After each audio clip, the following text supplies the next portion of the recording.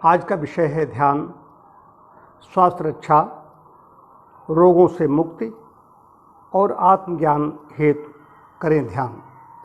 इस पर मेरा लेख प्रकाशित हुआ था, देख सकते हैं।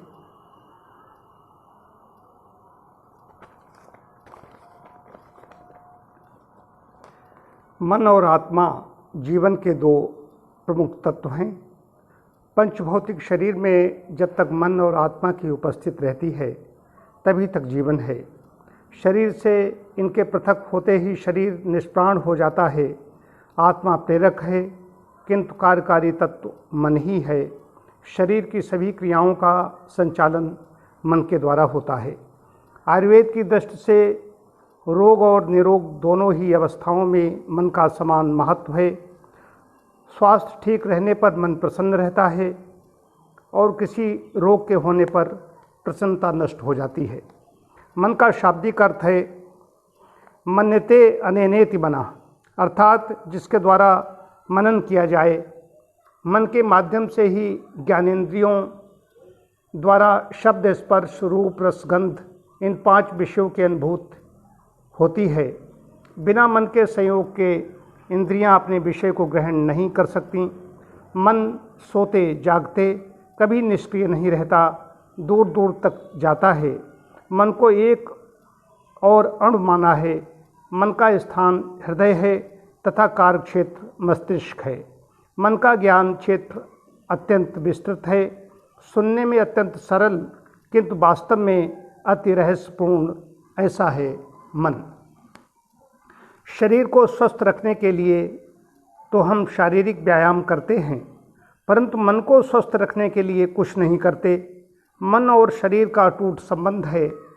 उदर रोग, हृदय रोग, मस्तिष्क रोग, चर्म रोग, दमा, मधुमेह, आमबात, भैज व शोकज, अतिसार आदि को मनोजन्य शारीरिक साइकोसोमैटिक रोग कहा जाता है। तनाव, अनिद्रा, अवसाद, उन्माद आदि तो मानस रोग हैं ही। ध्यान इस भिन्न दिखने वाले रोगों को मन में निर्बलता लाकर ठीक करता है। ध्यान केवल स्वास्थ्य रक्षा और रोगों से मुक्त दिलाने के लिए नहीं है, वो तो आत्मज्ञान की साधना है। ध्यान के लिए स्वस्थ शरीर का होना आवश्यक है। ध्यान के समय शरीर का कोई अंग याद नहीं आना चाहिए। स्वाभाविक शुद्ध स्थान या शुद्ध किए हुए स्थान पर आसन बिछाकर सिद्धासन, पद्मासन, सुखासन आदि जिस किसी आसन में सुखपूर्वक बैठ सकें उस पर बैठकर मन को एकाग्र करना है। यहाँ पर ध्यानासन की बात कही है और ध्यान के लिए उपयुक्त स्थान की बात कही है, लिखी गई है। संसार के चिंतन को मिटाना है। रीढ़, गर्दन और सिर को एक सीध में रखते हुए मन को आती जाती सांस पर लगाना है।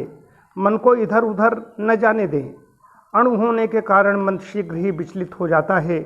ध्यान से पूर्व यम नियमों का अच्छी तरह पालन कर लेने से मन विचलित नहीं होता और तैल धारावत अविच्छिन्न रूप से निरंतर ध्येय वस्तु में लगा रहता है।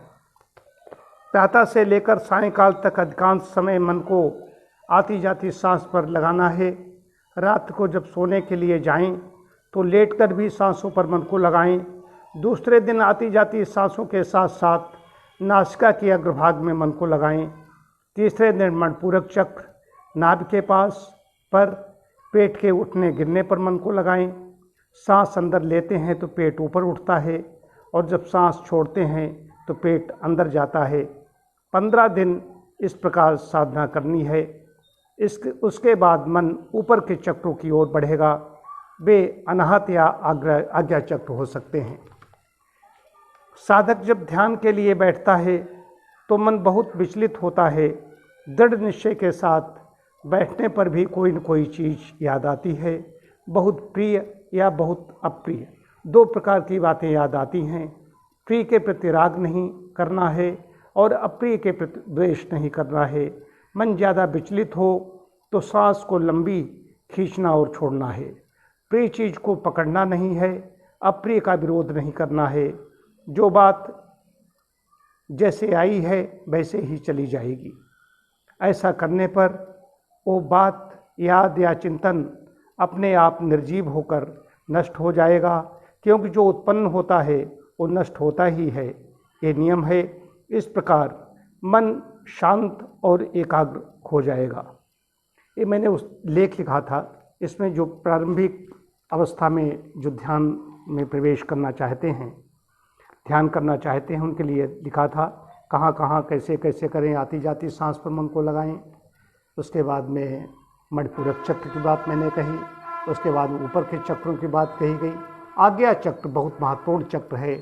दोनों भुवों के मध्य में जहाँ पर तिलक लगाते हैं, चंदन लगाते हैं, महिलाएं जहाँ पर बिंदी लगाती हैं, ये बहुत महत्वपूर्ण है।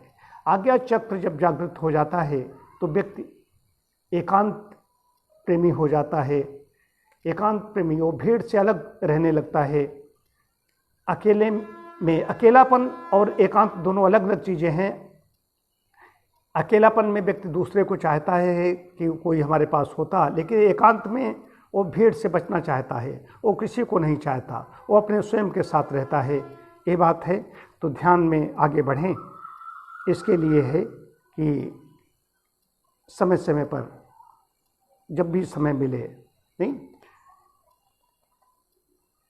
एक एक क्षण भी अगर ध्यान करेंगे, कम से कम समय मिले, 1 मिनट का, 2 मिनट का, 5 मिनट का, जब भी समय मिले आती जाती सांस पर मन को लगाएं। मैंने विपश्यना ध्यान भी किया है, तो उसका भी इसमें पुट मैंने दिया है। और साथ साथ में जो योग दर्शन की बात है उसको मैंने यहाँ पर कहा है। योग की बात आजकल चल रही है। अंतर्राष्ट्रीय योग दिवस मनाया जाता है 21 जून को। इस परिप्रेक्ष्य में भी आपको मैं ध्यान के बारे में ये बता रहा हूँ। यही योग है, यही योग साधना है। बहुत बहुत धन्यवाद।